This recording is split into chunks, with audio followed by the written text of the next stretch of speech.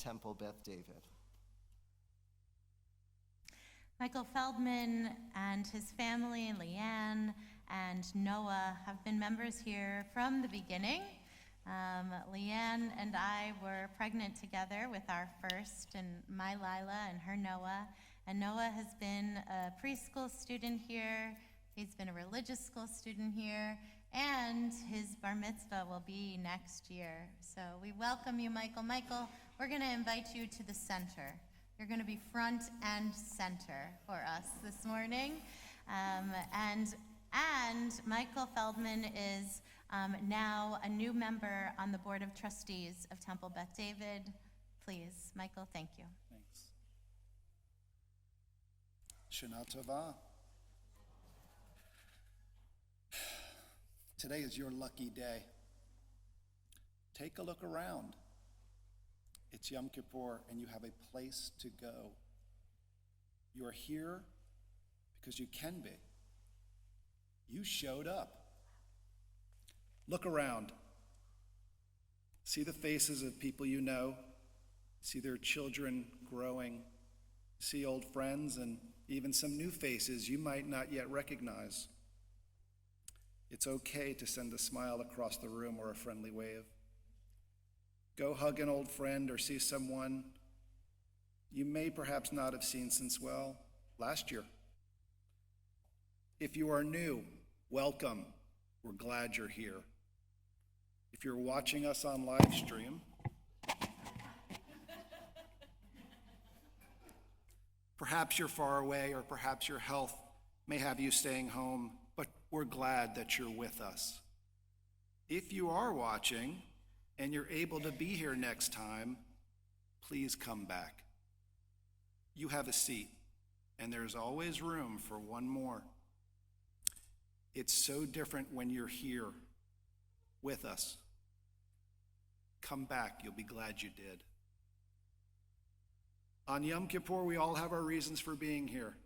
We come to hear the shofar, hear the Torah readings, to be filled with joy when the cantor sings. When her voice fills the room, it's truly magical. We all sing along, or if not, just smile and absorb the energy in the air. Here you can feel like you are a part of something bigger, something fulfilling, something that has meaning. In a world where we are all connected, but often feel apart, here we can be part of something that is, well, global. That is the power of being together, and that is what it means to be part of a congregation, part of a community, to come together, to be heard, and to be seen. Here are some of my reasons for being here. I always notice the stained glass. That one's my favorite. The softness of the light and the shades of the changing colors. I hear the cantor singing, and sometimes I close my eyes and I think, this is happening today in temples and places all over the world. I feel humbled to be a part of the tradition and part of our living history.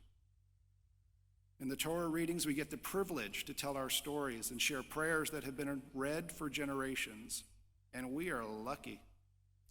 We can celebrate today here in peace, without fear, without persecution. Today, we have someplace to go.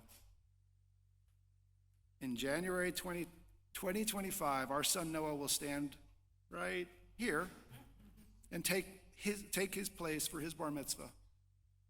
Take my place for his bar mitzvah. Of course, I think back to when it was my turn. I was fortunate enough to be a b'nai mitzvah with my brother Jason, who's here today with our family. Growing up, my family was a member of Temple Ner Tamid in Miami Beach. I have fond memories of going to religious school and learning Hebrew with our cantor, and I remember our day well. I remember how proud my parents were, and I remember seeing my family who traveled across the country to come see us. I also remember the president of the temple pulling me aside afterwards, talking to me about honoring tradition and how we were now part of an even larger worldwide congregation. I felt like that day we contributed some small part to our collective history. But I also remember how things changed. Year after year at the high holiday services, the rows got leaner and the congregation seemed to be a little smaller. The back rows slowly disappeared. As always, there was an annual appeal. The building was in need of repairs, they said. The air conditioners were failing and needed replacements.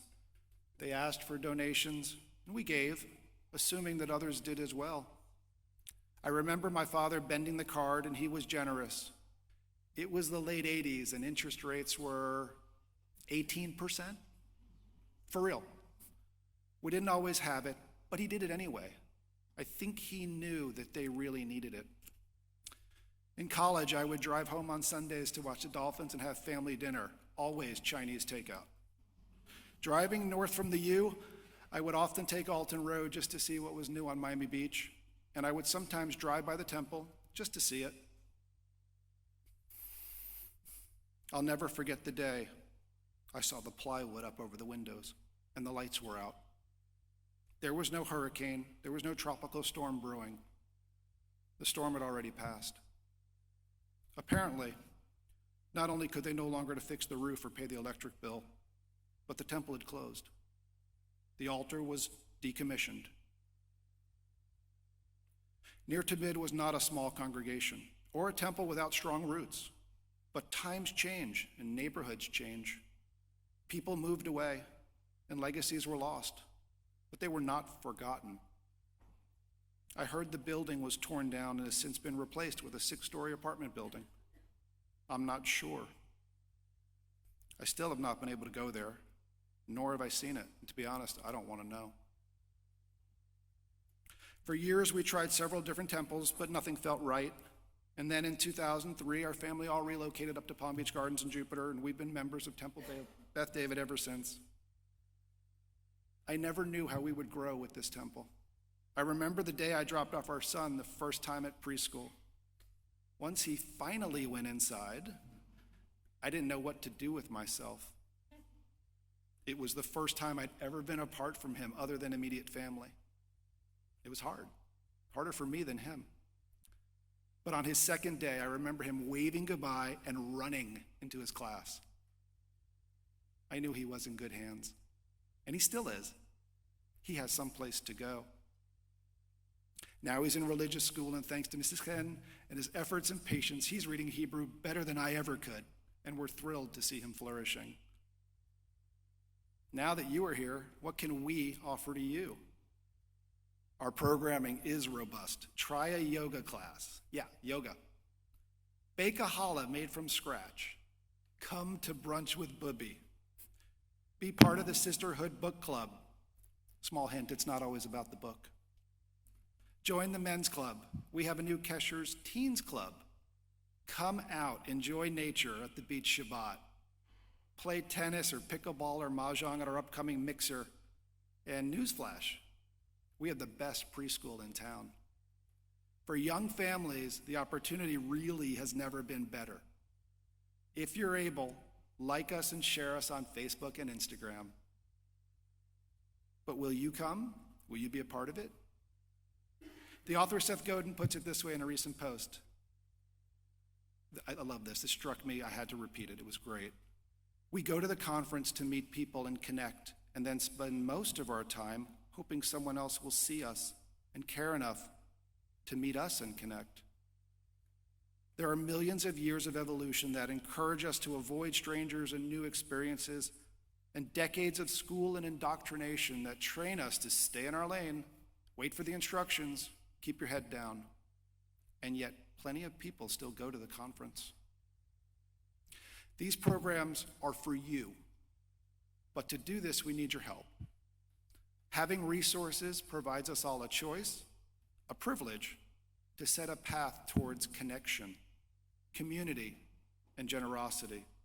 It's a chance to be a part of something bigger than yourself, and it's a choice you can make right now. When you think about your pledge, consider this. If you can, maybe add just a little more. Instead of another night out for dinner, consider staying home. Add those funds to your pledge today. Feed your soul with generous nourishment. Or maybe Spend one less day at the mall getting something you probably don't really need, and add some of that here today. Think of it as retail therapy for helping others. I'll bet that good feeling will last a lot longer when you know you provided an opportunity for someone to flourish, for people to gather and help keep a child happy and connected in our spiritual home. While many parts of our building are new or have been improved over the last several years, many areas, including our social hall, still need to be updated. We've updated our security systems and our safety protocols as well, but in this day and age, there's always more that we can do. When you make your pledge, please give what you can, and know that even small acts of generosity can really add up. If you've already sent in your card, thank you. If you can give a little bit more, thank you. If you didn't receive a card on Rosh Hashanah or today, there are cards in the lobby. Know that your donations make our plans and connections to the community a reality. You're here because you care. You care about what this means to you, your family, to those who may no longer be with us. And as importantly, we care about those who will someday sit here after us. Things change. Temple Beth David is not forever unless we support it, nourish it, and give it what it needs to grow and to thrive. Let's not just leave the near to mid, the eternal light. Let's not leave it on for them, but let's make sure it shines warmly and brightly, welcoming all of us home. Because today we're lucky. Today we have a place to go. Shana Tova.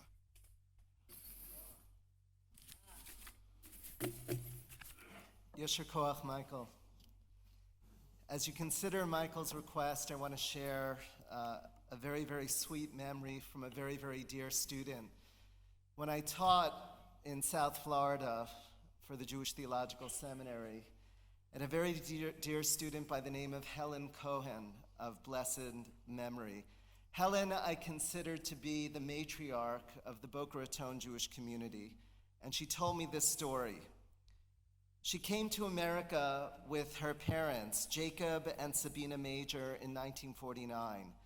They came with only $200 to their name.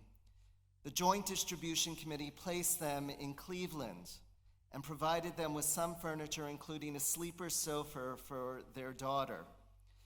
The family refused any additional help from the Joint because they felt that bringing them to America was enough, and that once they were here, they could make it on their own, and because they felt that there must be others who were in greater need of assistance than they were. Her father, who had been a shoemaker and leather worker in Poland, became a tailor and was soon earning $29 a week. Almost immediately after they arrived in this country, they joined the Galicianer Shul in Cleveland. The gracious old shul was in the inner city where they lived. But after several years, the synagogue moved to another neighborhood, to very modest quarters, which were located where its members had moved. The Majors wanted very much to move closer to the shul and to the one where their daughter went to Hebrew school. By dint of hard work by both the father and the mother, the Majors, within just 6 years after their arrival in America, had managed to save $15,000. They put $14,000 down on a house, which left them with just $1,000. $700 was set aside to buy a piano for Helen because music was a priority for them. That left them $300 for emergencies. One day, soon after their move to the new house, the father got a call from the Galicianer Shul to come to a special meeting. When he came back from the meeting, his face was white. His wife and daughter asked him what happened, but at first he couldn't speak. He was too upset. Finally, he explained that at the meeting they had told him that the shul was in great distress and might have to close. In response, he had written a check for over $350, a fortune considering what they had. It was more than all the money they had in reserve for emergencies. He was afraid to tell his wife and daughter for fear that they would be upset about what he had done. Sabina, his wife, leaned over to him, and with a quiet smile on her lips, she put her arm around him and said, Don't be upset, Jacob. You did the right thing. It will be okay. I tell you this story now in this holy moment after the appeal that Michael gave, because I think we should all think of Jacob Major in this moment, what Jacob Major did years ago, and about the way in which his mother and his daughter responded to what he did. For him to give $350 at that time in his life was the equivalent of our giving $300,000 in terms of how much we have compared to how much they had. And yet he did it. And his wife and daughter said to him, "Don't be afraid, Jacob. You did the right thing, and it will be good." And it did turn out to be very good. His daughter, Helen Cohan, grew up to be, as I said, the matriarch of the Boca Raton Jewish community and at Congregation B'nai Torah. And they made it, even though they had used up all of their emergency money in order to save the shul. And us, today, what will we do? Will we respond with the same kind of generosity that Jacob Major showed? And if we do, will our families respond with the same kind of encouragement that they did?